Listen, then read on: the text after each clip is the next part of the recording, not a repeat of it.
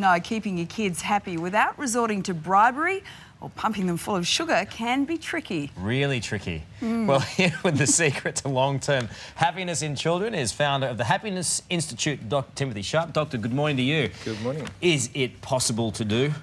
To keep your kids happy? Without bribery? Certainly. Well, there's nothing wrong with bribery in context, I suppose, but yeah, look, it is possible. And in fact, there's 100 ways. Well, why don't we start with way number one? I mean, is there a theme to keeping kids happy? Well, one of the first things that I do in the book is help parents understand what happiness really is, because there's a lot of myths and misconceptions about happiness, and if we don't understand what it is, and just as importantly what it isn't, then it's very hard to achieve. And so one of the first points that I make is that happiness isn't just about pleasure and fun. That's important. It's important to have fun and play and do good things, but it's also about building character, teaching kids what's right and wrong, developing values and those sorts of things as well, because that's what leads to the longer, more enduring forms of happiness. I suppose it varies greatly on how old your children are, first of all, and the parenting techniques involved with those different age groups. Yeah, that's a good point. The basic principles don't vary that much, but certainly the applications do. And you're right, certainly the way you would deliver this to teenagers, for example, would be different to younger toddlers or young children.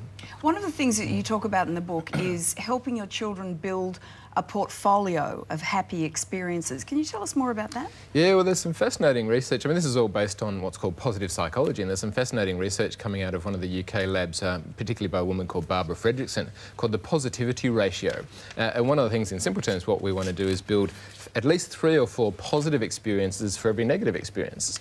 We're all going to have negative experiences. Our kids are going to fail, things will go wrong. That's life. We can't avoid that.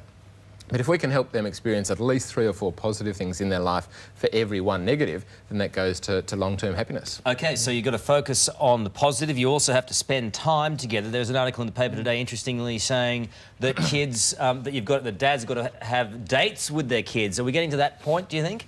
Well, that is a big issue, and I think there's been a bit of maybe a myth over the last few years about quality time. Now, quality time is also obviously important, but I think you can't really have quality without quantity. And one of the things that we see these days with busy parents, particularly when both parents are working, is that they don't have that quantity. They're just not there enough. And it's probably, you know, it is a bit more difficult for many men, many working men. So certainly having good quality time and actively scheduling time with your kids is a great idea. Another point you make is to let kids be kids. But boy, oh boy, it's never been harder to achieve that. Yeah, look, there's all sorts of pressures, there's all sorts of expectations that we have as parents, and that our children are expected to do certain things and behave in certain ways. Look, some of that's appropriate, and we've got to find the right balance, but I think, and this is something I'm guilty of at times, I think sometimes we take things a bit too seriously, and one of the things that I encourage parents to do is to lighten up a bit, let your kids be kids, particularly at certain ages as well.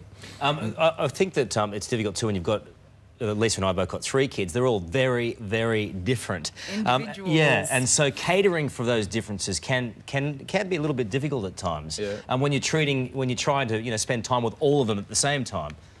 It is, and it's a real challenge, and parenting's not easy. I think one of the things I say in the book is be careful about what you expect of yourself. I think some parents put too much pressure on themselves, but certainly finding out what your child's strengths are and treating them as individuals and helping them develop their own individual characteristics and attributes is a very important part of happiness. It's difficult when you've got different kids who have different personalities, but that's why I think sometimes scheduling individual time with just the mum and just the child, or just the dad and just one child can be helpful, rather than just a whole big family where it gets complicated. Well, the book is called 100 Ways to Happy Children, and it's $4,723 at your nearest bookstore, because that's what it's worth. OK, it's Dr. Timothy Sharp. OK, it's not that. No, it's cheaper than that. But it should be worth that, because it does seem to have all of the answers. It's the first time I've seen you grimace. You know, just catering for those different needs, though, of your children is an interesting one. Ava, who is my 4-year-old girl, she said to me the other day that she's going to travel the world. She's decided she's going to travel the world. So I decided to investigate, and I said, well, where do you want to travel to? And she said, Parramatta. Good for her. So that is good news, and much cheaper for Daddy. That's right.